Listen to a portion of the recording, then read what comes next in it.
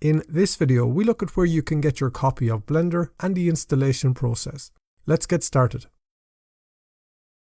To secure your copy of Blender, we can come to blender.org. From here, we can open the dedicated download page.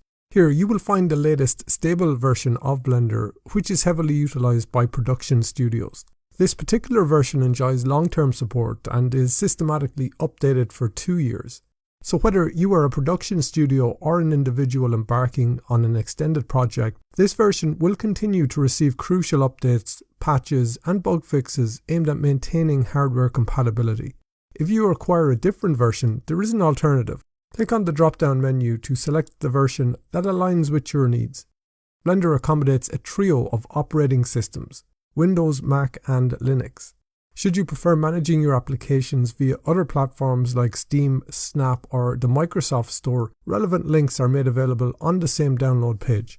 To explore this, right-click on the given links and choose to open them in a new browser tab. Now open this newly spawned tab.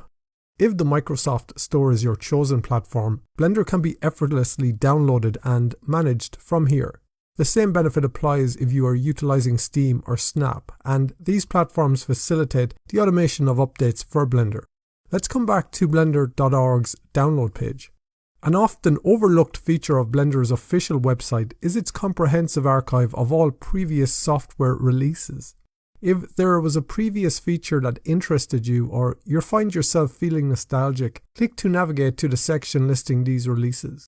Here, every previous release of Blender is available to download. These archived versions contain all types, including zipped folders, that can be run directly from their extracted folder. Having explored this, navigate back to the download page.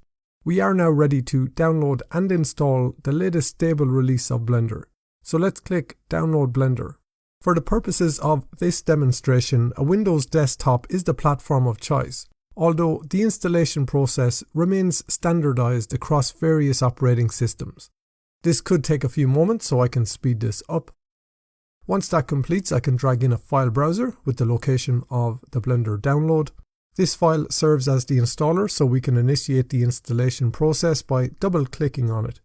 This will guide us through the installation process, so I can click Next. Then we need to read the user agreement and accept. Now click Next. Here you can specify an installation location. However, the default typically suffices, so we can click Next.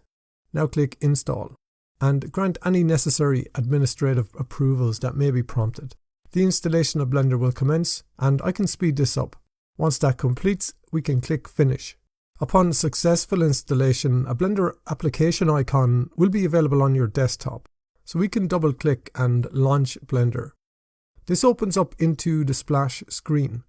If this is your first time with Blender, the splash screen offers initial settings that can be later revised in user preferences. Here you can set the user interface language, opt for keyboard shortcuts from the previous Blender 2.7, or choose industry-compatible shortcuts akin to software like Maya or Max. For this tutorial, settings will be retained at their default Blender-specific configuration. Your selection preferences for your mouse, either left or right, can be set. It's worth noting that releases prior to Blender 2.6 defaulted to right select, but left select is generally the standard. The spacebar is mapped to play and pause functionality. The theme of the Blender interface can also be adjusted here. For instance, a preset like the Blender Dark theme is a viable choice. All these user settings can be modified at any time in user preferences, and we'll be looking at these in subsequent videos. We can click Next, which reveals the splash screen that greets users upon launching Blender. This interface allows you to select the file type you wish to work with. General will be employed in this instance and serves as the default setting.